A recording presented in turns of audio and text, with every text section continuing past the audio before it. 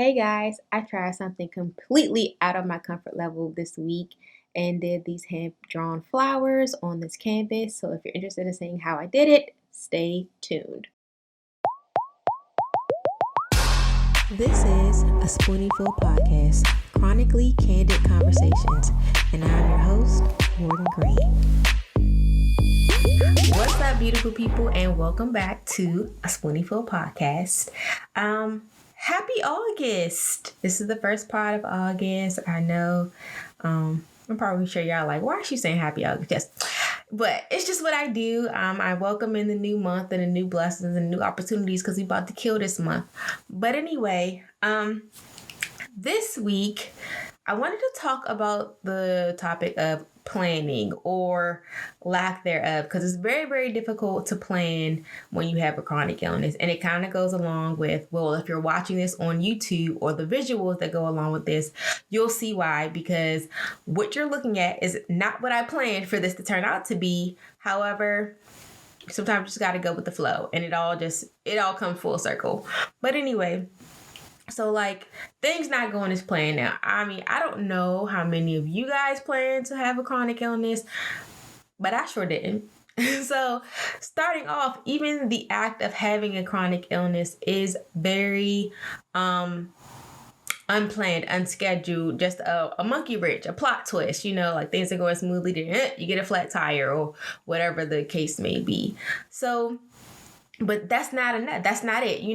It's like, I know you guys saw, or I don't know if you guys saw, if you watched the Olympics, you might have saw that runner who tripped and fell, and then they came back with a vengeance and actually won first place of the race. That's crazy. And if I had a perfect vision of or metaphor for what I thought my chronic illness journey was going to be like, that would be it. Oh, I fell. Let me get back up and let me kill this. However, it didn't go that way. Things often with chronic illness do not go as planned.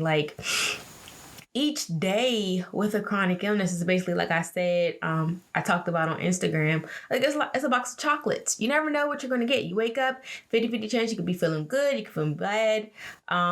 It's all just a toss-up. You can have so many plans and intentions, but even the best intentions or the most well thought out plans can leave you just having to deviate and think on your feet. So it's like, oh, you're going on vacation and you can plan out everything. You can make sure you pack everything and you're prepared.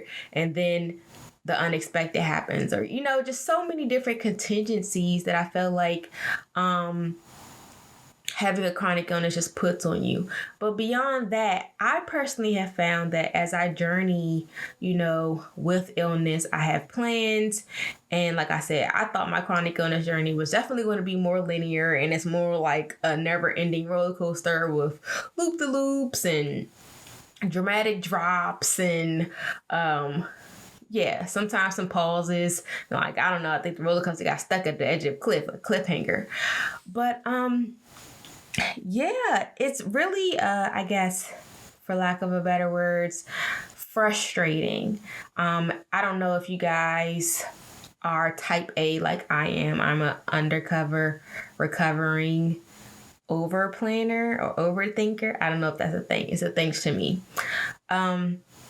So yes, I like to plan out everything. I'm very goal oriented. So not having that control, the lack of control, I feel like is the most frustrating thing, because if it's one thing that, we feel like we're able to do is control ourselves and control our lives, and the very essence of chronic illness, you can't control yourself. Yourself is the thing that you cannot control. So it just makes you feel very, very, well, it makes me feel. I'm not going to project this on y'all. I'm just speaking about me, and I'm going to hope that someone else can relate, which oftentimes you guys do say that you can relate to how I'm feeling. But yes, that lack of control that you have with chronic illness is just very, very unsettling, and it's hard to wrap your mind around. So you can go into any particular situation, any particular day, and have things perfectly lined up, do everything right. And I'm air quoting right, because there is no right or wrong way to be ill.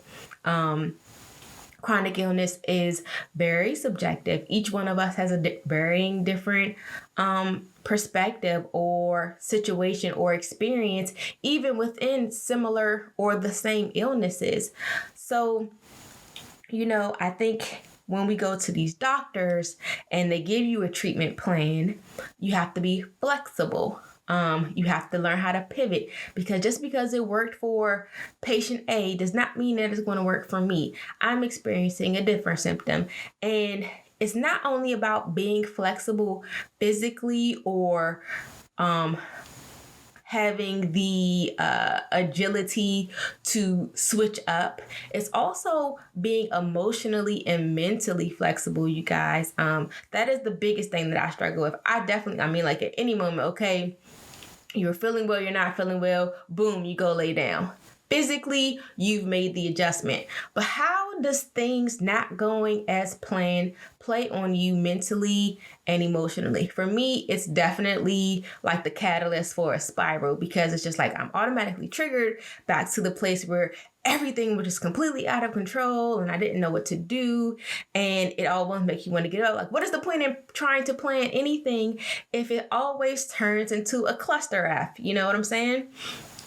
And but I found that type of attitude is not conducive to healing. It's a lot of pressure that we put on ourselves to heal a particular way. And when, our bodies, because again, we have talked about time and time again, the journey is an ebb and flow, ups and downs, good days and bad days. But when we don't go according to our healing plan, what we believe the plan for our healing to be, it lets us down. It sets us back emotionally. We regress into like these hermits. And when I say we, I'm still talking about me and maybe you, but I'm not going to put it on you.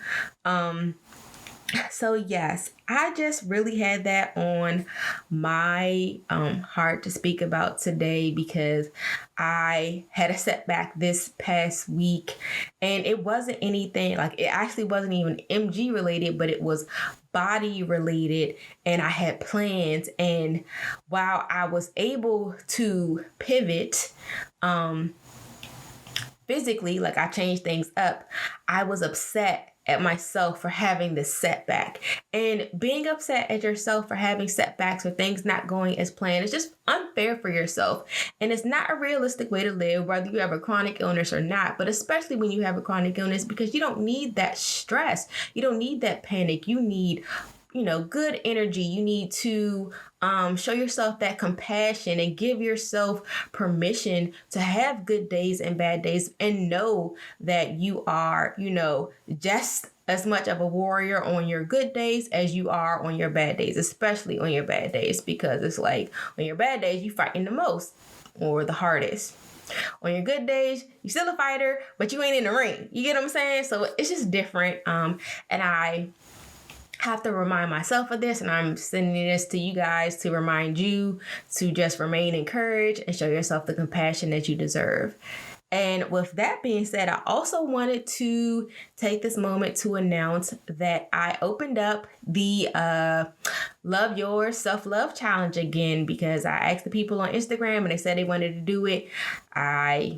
Because I wasn't feeling well, things got pushed back. So registration is open for the challenge.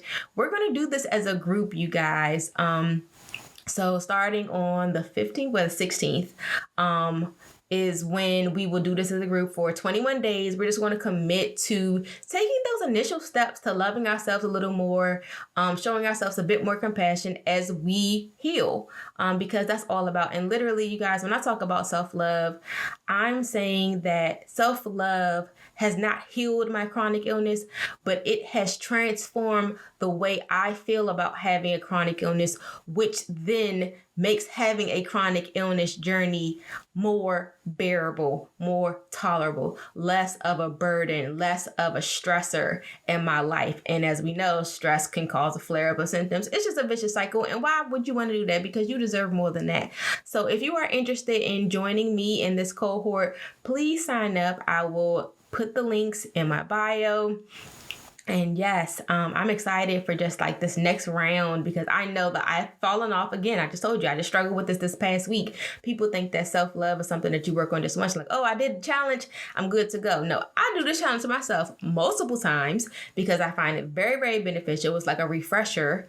And it's something that I work on every day because, again, I have good days and bad days with my chronic illness, just like every other spoonie. So with that being said, I just want you guys to know that when things do not go as planned, it is okay. We must learn to pivot, and we must also learn to show ourselves grace to not be perfect and to not hold ourselves to unrealistic expectations of quote unquote wellness. So that is all I have for you guys this week.